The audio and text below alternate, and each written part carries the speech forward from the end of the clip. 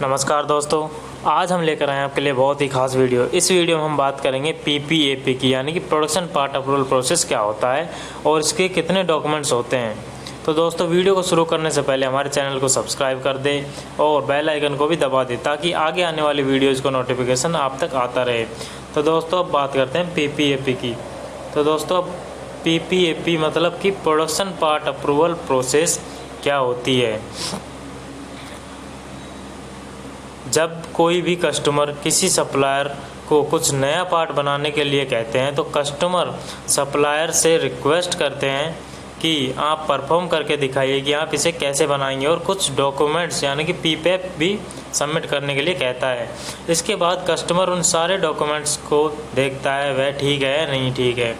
तो customer product को बनाने के लिए अप्रूवल दे देता है। जब सप्लायर को कस्टमर से अप्रूवल मिल जाता है तो वह पार्ट का मास प्रोडक्शन स्टार्ट कर देता है। इसे ऑटोमोटिव इंडस्ट्री एक्शन ग्रुप यानी कि AIAG ने डेवलप किया था। अभी हम इसका स्टैंडर्ड 4th एडिशन का उपयोग कर रहे हैं, जो कि 2006 में बना था। क्वालिटी मैनेजमेंट टूल्स के 5 कोर टूल इस प्रकार है। जो 5 टूल इसमें यूज़ किए जा रहे हैं पीपीएपी में, पहला टूल है APQP advance product quality planning, दूसरा टूल है FMEA failure mode effect analysis, तीसरा टूल है MSA, चौथा टूल है SPC और पांचवा टूल है पीपीएपी। तो दोस्तों, अब बात करते हैं पीपीएपी हम क्यों करते हैं। यह बताने के लिए कि सप्लायर कस्टमर की सारी रिक्वायरमेंट्स को पूरी करेगा। सप्लायर प्रोडक्शन के लिए प्यार है और एक क्वालिटी प्रोडक्ट ही कस्टमर को डिलीवर करेगा।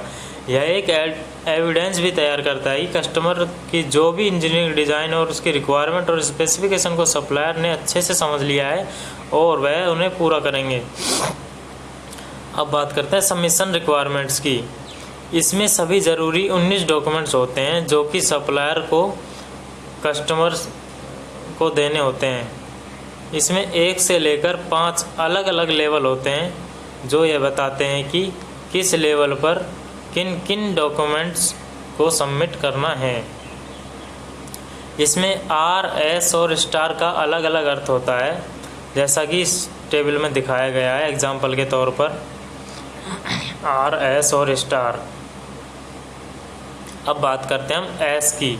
ये जहाँ पर S है, इसका मतलब यह है कि उस डॉक्यूमेंट्स की ऑर्गेनाइजेशन को एक कॉपी कस्टमर को देनी होती है और एक कॉपी अपने पास रखनी होती है। अब बात करते हैं R की। तो R का मतलब क्या है? इसका मतलब यह है कि उन डॉक्यूमेंट्स की एक कॉपी को अपने पास रखना है, तैयार करके रखें और जब कस्टमर मांगे, जब कस्टमर को ज़रूरत हो तब उसे दे। अब बात करते हैं हम स्टार की। ये स्टार का मतलब क्या होता है? तो दोस्तों, स्टार इसका मतलब यह है कि ऑर्गेनाइजेशन का इन डॉक्यूमेंट्स को एक स्थान पर रखे, सुरक्षित रखे और कस्टमर मांगे तब उसे दे। अब बात करते हैं पीपीएपी चेकलिस्ट की। इसमें कस्टमर एक चेकलिस्ट देता है सप्लायर को कि वो सभी डॉक्यूमेंट्स होने चाहिए उसमें तो सप्लायर पीपीएपी के साथ एक लिस्ट देता है कि उसमें किन किन डॉक्यूमेंट्स को अटैच किया गया है। फिर कस्टमर उनका रिव्यू करता है और उन्हें वह अप्रूव या रिजेक्ट कर दे सकता है, और यदि कोई कमेंट या रिमार्क है तो वह भी दे देता है। अब बात करते हैं पीपीएपी के सभी डॉक्यूमेंट्स की कि पीपीएपी में के कितने डॉक्यूमेंट्स होते हैं, कौन कौन से होते हैं। तो बात पीपीएपी प्रोसेस में 19 डॉक्यूमेंट्स होते हैं number 1 design record, number 2 engineering change document, number 3 customer engineering approval, number 4 design FMEA, number 5 process flow diagram, number 6 process FMEA, number 7 control plan, number 8 MSA, number 9 dimensional result, number 10 material test performance report, number 11 initial process study, number 12 qualified laboratory document, number 13 PPAP, number 14 sample product, number 15 master sample, number 16 checking aids, number 17 customer specific requirement, number 18 part submission warrant requirement, number 19 bulk material. अब बात करते हैं इनकी, सबको एक एक को समझते हैं हम आराम से कि एक एक डॉक्यूमेंट्स क्या होते हैं। नंबर सबसे पहले बात करते हैं डिज़ाइन रिकॉर्ड की।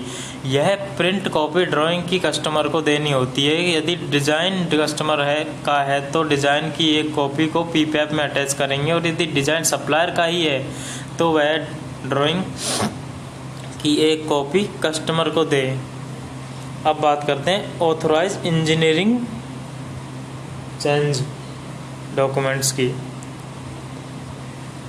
यदि कोई प्रोडक्ट की स्पेसिफिकेशन में हमने कोई भी चेंज किया है और वह डिज़ाइन रिकॉर्ड में चेंज नहीं है तो हम उसमें एक ऑथराइज इंजीनियरिंग चेंज डॉक्यूमेंट्स लगाते हैं। अब बात करते हैं तीसरे डॉक्यूमेंट्स की, इंजीनियरिंग अप्रूवल।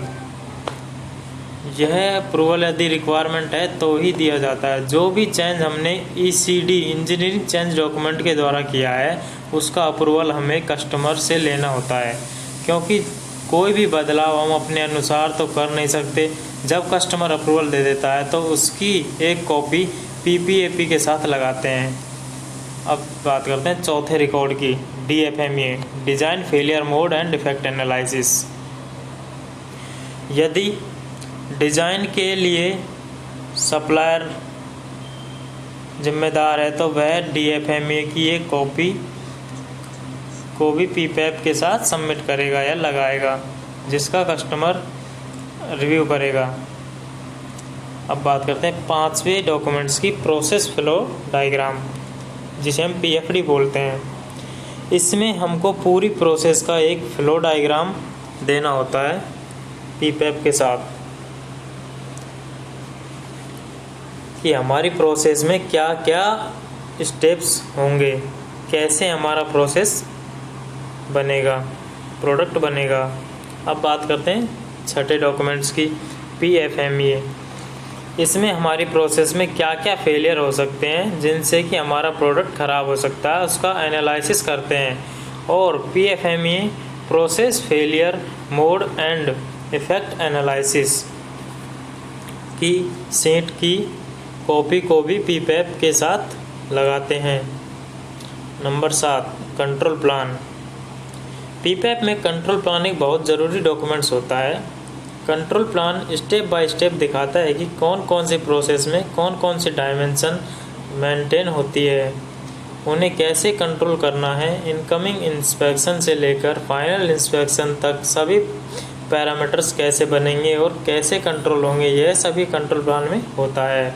अब बात करते हैं नंबर 8वें डॉक्यूमेंट्स की, MSA यानी कि मेजरमेंट सिस्टम एनालिसिस।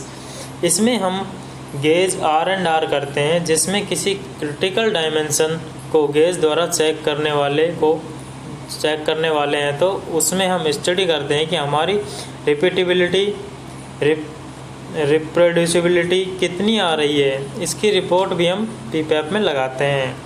अब बात करते हैं 9वें डॉक्यूमेंट्स की, डायमेंशनल रिजल्ट। इसमें हम सभी इंस्पेक्शन रिपोर्ट्स को सबमिट करते हैं। इसमें जो प्रोडक्ट की फाइनल रिपोर्ट होती है उससे भी PPAP में लगाते हैं। अब बात करते हैं 10वें डॉक्यूमेंट्स की। 10वां डॉक्यूमेंट्स होता है हमारा records of material performance test.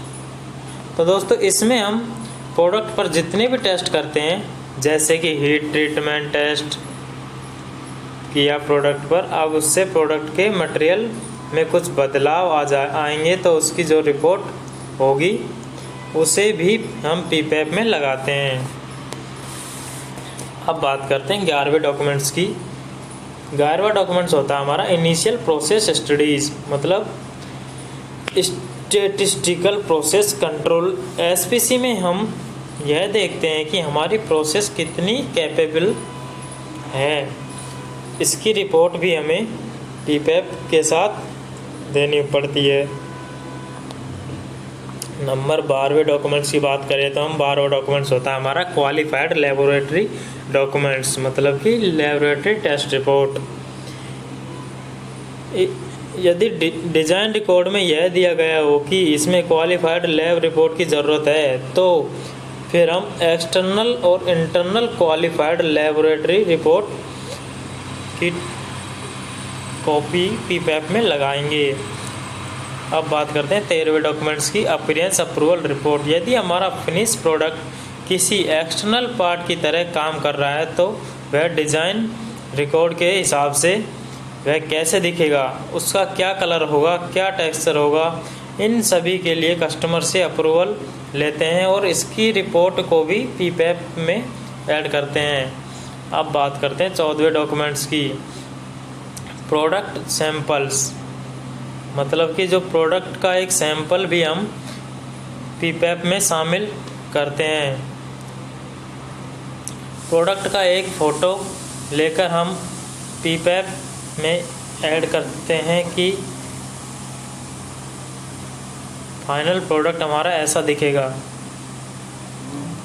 अब बात करते हैं 15वें डॉक्यूमेंट्स की मास्टर सैंपल। सप्लायर एक मास्टर सैंपल को रिटेन करके रखता है और कस्टमर से उसका अप्रूवल ले लेता है। इस पर कस्टमर और सप्लायर दोनों सिग्नेचर कर देते हैं, फिर सप्लायर उसे अपने पास रख लेता है।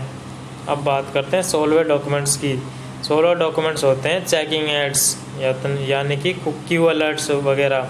इसमें यदि हमें कोई चेकिंग चैन बना कर रखा है तो उसमें हम उसकी फ़ोटो और डायमेंशंस को डालते हैं और इसे भी पीपैप में सबमिट करते हैं।